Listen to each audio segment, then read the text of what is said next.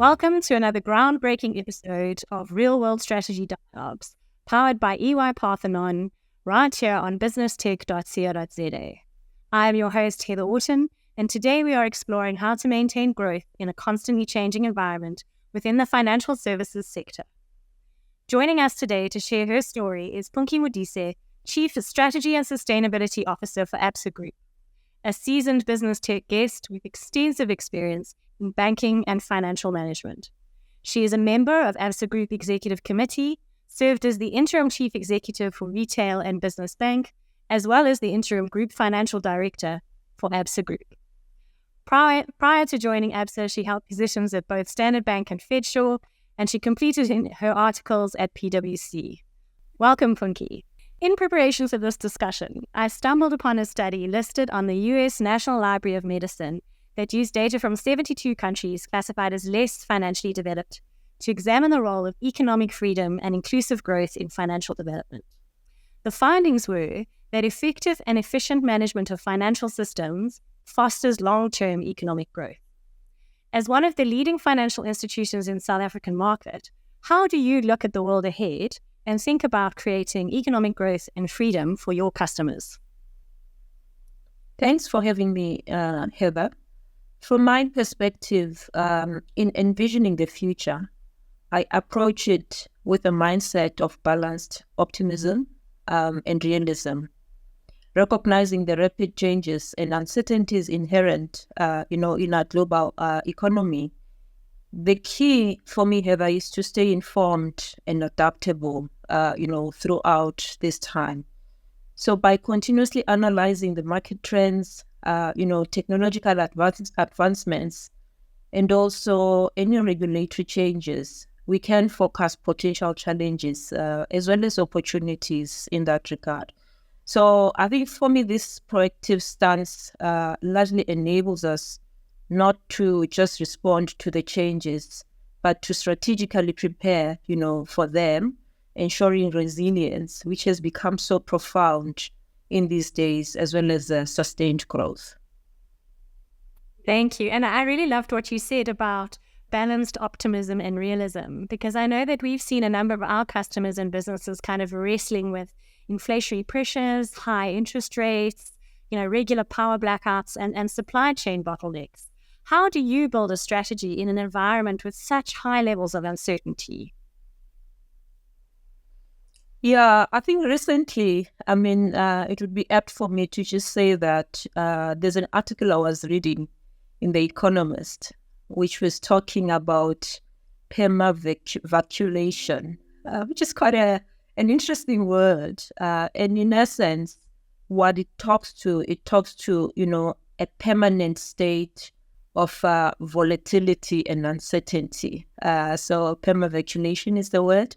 However, I think, in building a strategy, for a dynamic and uncertain future requires a robust framework that emphasizes agility and foresight. So if I look at our organization, for example, we start by defining clear, and I think clear is a key word here, long-term goals based on, our core values as well as our purpose as an organization. And this involves largely integrating, a comprehensive set of risk assessments that account for various scenarios, enhancing, our agility in the process. So we prioritize, I think, initiatives that drive innovation and sustainability, and at the same time ensuring that, they also align with both market needs and our long-term objectives as an organization.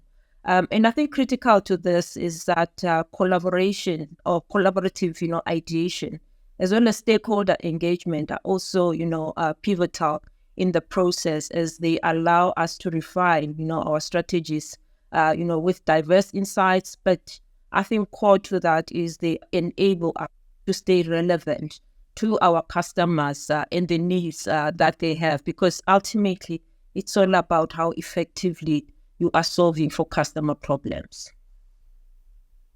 Thanks, Punki. And in your earlier answer, you talked about sort of adaptability and staying, informed. And I feel like evacuation is a great Scrabble word to be used if you're playing.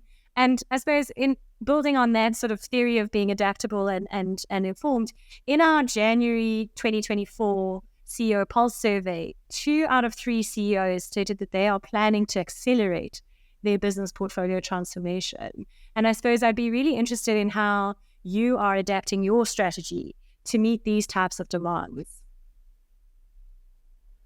Yeah, I think the core thing, Heather, is just the, application, across, I think, the organization of, systematic as well as, an iterative process. And in my mind, I think it begins with transparent communication as well as alignment of goals, across all levels of the organization.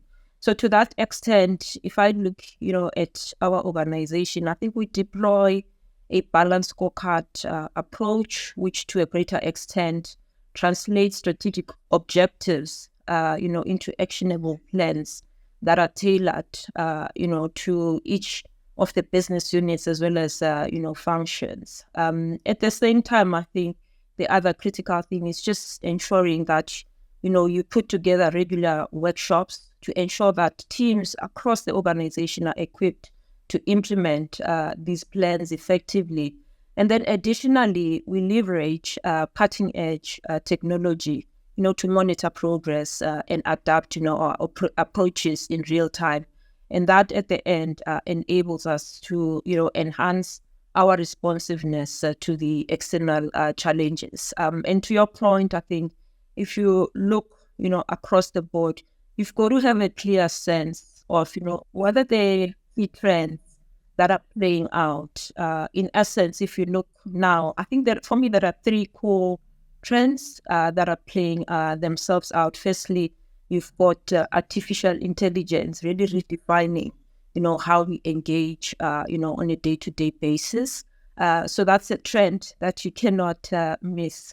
And then the second, I think, core trend is sustainability or ESG. It's become a significant trend as well. And then I think finally, it's just the recognition of the fact that, there's no more, I would say, boundaries. Boundaries have actually, to a greater extent, been expanded or they have fallen. And so you've got to think about how you collaborate, outside of your normal, day-to-day business. So I think those are the key core trends that are really transforming, the entire globe. And if you can't stay close, I think, to those trends, you're going to miss out on a lot of the opportunities that are out there in the market. And again, in the same survey, so in the 2024 CEO Pulse survey, I think it was 1 in 3 CEOs was actually, they felt that AI was going to fundamentally change the way significantly change the way they do business in the next 2 to 3 years' time. So my next question is then going a little bit deeper into that sort of strategic narrative. And it's what are some of those strategic imperatives that you feel that you need to get right in order to be successful? Yeah, I think, if I look at our organization, Heather, our strategic imperatives are broadly centered around 3, core aspects. So firstly, it's innovation. And then secondly, it's customer centricity. And then finally, it's sustainability. And as you can hear, at the end of the day, it's about putting the customer at the heart of everything, that you do as an organization. So if I look at innovation, from our side, we're very much committed to maintaining, competitive edge, through continuous improvement as well as, technological integration. And to a greater extent, I think this involves us fostering a culture of innovation where creative ideas, are piloted on an ongoing basis.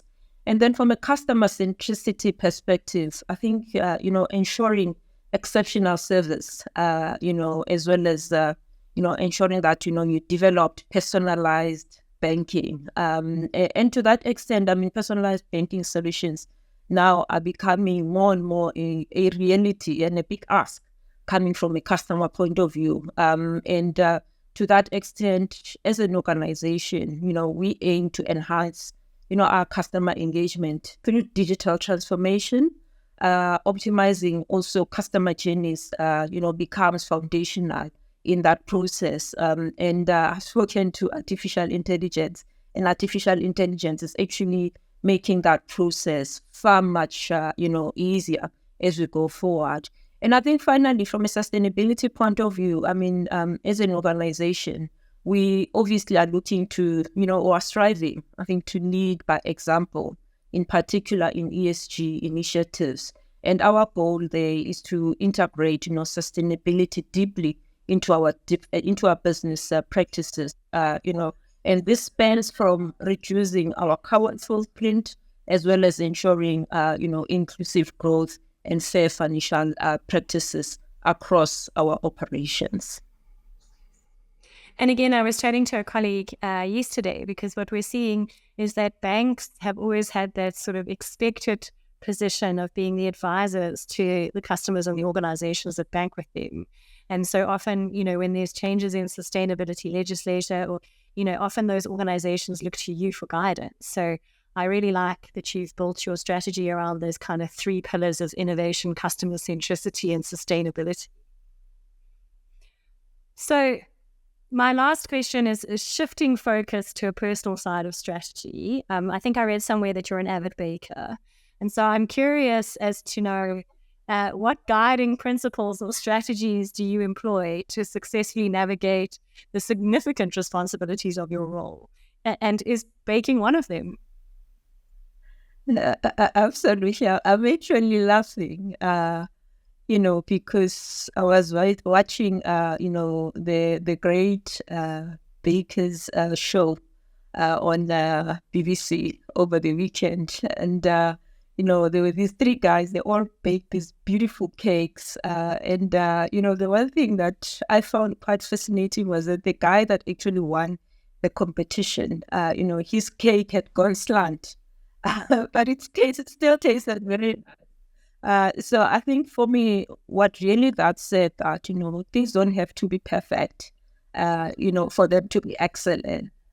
So this is something that, I adhere to also, as a guiding principle, in ensuring ultimately the effectiveness, as well as the integrity of our strategy. So, thinking about your questions, I think that about 4 or so areas that become guiding principles for me. First of all, I stay abreast of industry trends, insights, and also, academic research, just to keep myself and my knowledge current and comprehensive. And then I think secondly, it's about, that stakeholder alignment. So I, to a greater extent, I think, prioritize regular communication as well as collaboration, which I've mentioned earlier on, with both internal stakeholders as well as partners, to ensure that, all strategic initiatives that we have are well supported and are also aligned, I think, importantly, to our corporate goals as an organization. And then I think the other piece is around resilience and adaptability. So, embracing change and challenges as opportunities for growth and learning is crucial, for you to extract any value from any opportunity. So from my perspective, I think maintaining flexibility in the plans, in decisions to accommodate new information as well as changing circumstances is important. And I think finally, and most importantly, ethical leadership, upholding strong moral principles in all decisions, promoting transparency in the process, and also, aiming to always be leading by example, in sustainability, as well as, corporate governance, fortifies the integrity, social responsibility, ultimately of our organization. So I think the component parts that I've just spoken to, Heather, I'm hoping that they're giving you a sense as to what are some of the ingredients that go into, this cake. And then, one tries as hard as, one can possibly, to get those ingredients right. But you know what? Baking can be very humbling. So, it's strategy. You can get all the, ingredients right. And then the cake doesn't come out as perfect as you wanted it to be. And you're not too sure sometimes as to what was the driver of that. Sometimes you forget that you didn't put enough baking powder, but the cake comes out perfect. So I think at the end of it all, you have to enjoy the journey because life is all about that at the end of the day. And then, that continuous then learning process is also helpful just in honing in ultimately on your strategies. Hopefully, I think these guiding principles, give you a sense of what guides my professional, strategic career, but also ensure that, our organizations ultimately remains resilient, adaptive, and forward-thinking in a very complex permaculation world. So thank you. No, thank you. I'm also a big fan of the Great British Bake Off. I always watch it. I don't think I'm as good a baker as you. Yeah, no. I'm not so sure about that. Maybe you are much better than me. We might have to have a little mini bake off. I think so. That would be a great idea. I certainly agree. Well, there you have it, folks. A great discussion on how to bring ingredients together to create a rich recipe for success with Punki Modise, a true visionary in the field, as you heard. Punki, thank you so much for sharing those great insights with us today. Until next time, stay curious and keep asking better questions.